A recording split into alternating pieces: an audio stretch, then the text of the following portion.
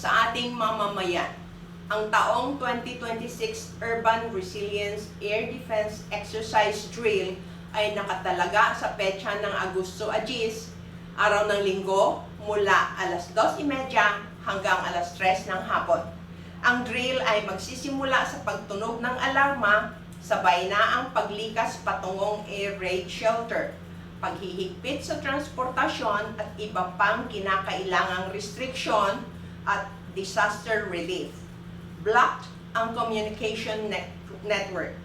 Ang mga tauhan na magpapatupad ng paglikas sa mga air defense evacuation facilities, kasali ang mga tagapamahala, security personnel at mga residente, ay agad kusang buksan ang mga pintuan o harang sa mga underground na daanan ng mga sasakyan upang makapasok ang mga mamamayan sa mga nakatalagang evacuation facilities.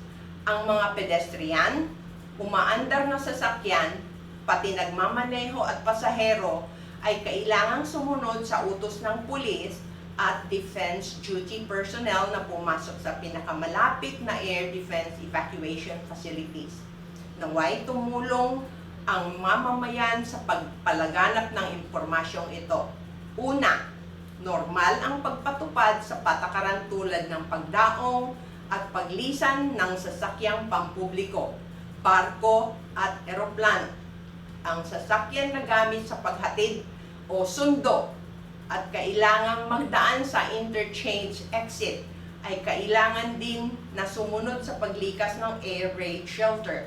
Pangalawa, kapag tumunog na ang alarma, agad pumasok na sa evacuation facilities. Kapag walang facilities na malapit, maghanap ng may matibay na pader na malayo sa mabintanang lugar. Sundin ang batayan na pagitan ng dalawang pader upang mag-take refuge.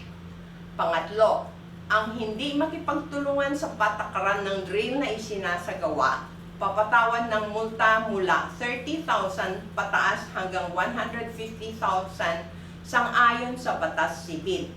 Pang-apat, bago magsimula ang drill, marapating gawing kasanayan ang pagsara ng mga bintana, pag-off ng kuryente, tubig at gasol.